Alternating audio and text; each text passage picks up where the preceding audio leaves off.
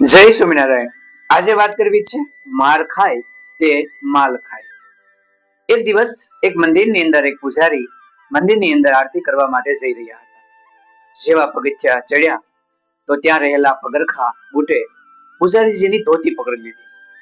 પૂજારીજીએ પાછળ વળીને જોયું તો પગરખા ટીંગાઈ ગયા હતા અને કહી રહ્યા હતા, અરે પૂજારીજી, આ અમારી સાથે એટલો બધો અન્યાય કેમ? એકને ગોળ ને એકને ખોળ, એવું કેમ? પૂજારીજી નવાઈ લાગી કે વળી આ પગરખા શું કહેવા માંગે છે? એટલે પૂજારી કે મને કઈ સમજ ન પડી, તમે શેની વાત કરો છો? અરે પૂજારીજી, તમે તો ભગવાનના પૂજારી છો, તો આવો ભેદભાવ કેમ રાખો છો? અમે પણ ચામડામાંથી બનેલા છીએ અને તમારા મંદિરની અંદર જે નગારો વાગે છે ને એ પણ ચામડામાંથી બનેલું છે। તો તમે નગારાને અંદર લઈ ગયા અને અમને બધાને બહાર કાઢવાનું કીધું। જે લોકો આવે એ બધા જ અહીંયા બૂટ ચપ્પલ બહાર કાઢે, બીજા લોકો અમારા ઉપર ચાલીને જાય, તો અમારી કઈ વેલ્યુ ખરી? અમારી કોઈ કિંમત જ નહીં। અમે તો એક જ ભાઈઓ કહેવાય, ચામડામાંથી બનેલા છે। પૂજારીજીએ કીધું કે ભાઈ પગરખા, તારો જવાબ હું ચોક્કસ આપીશ, પરંતુ અત્યારે નહીં આપ। અત્યારે મને પૂજા કરવા આરતી કરવા જવા દે, આરતી પછી તને તરત જવાબ આપીશ। પગરખા કે કઈ વાંધો નહીં। પૂજારીજી અંદર ગયા, મંદિરમાં જઈ સ્વિચ પાડી નગારું શરૂ થયું અને સુંદર મજાની ભગવાનની આરતી કરવામાં આવી।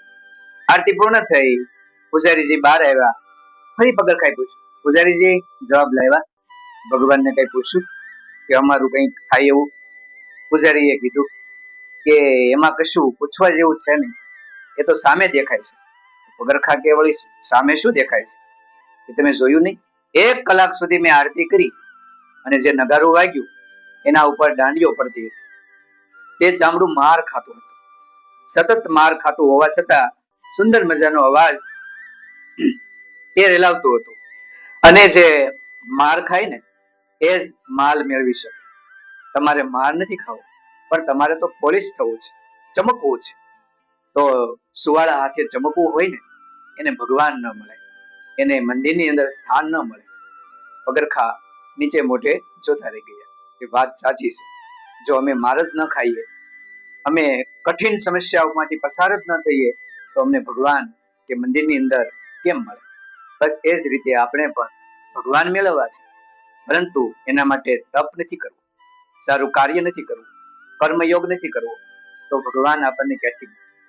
એના માટે તો આપણે કાર્ય કરવા માટે રૂપિયા મેળવવા હોય તો પણ કર્મ કરવું પડે, પરસેવો પાડવો પડે। તો ભગવાન જેવું તપ કરવા માટે પણ માણસે પરસેવો જરૂર પાડવો પડે, તો જ એના જીવનની અંદર સફળતા મળી શકે।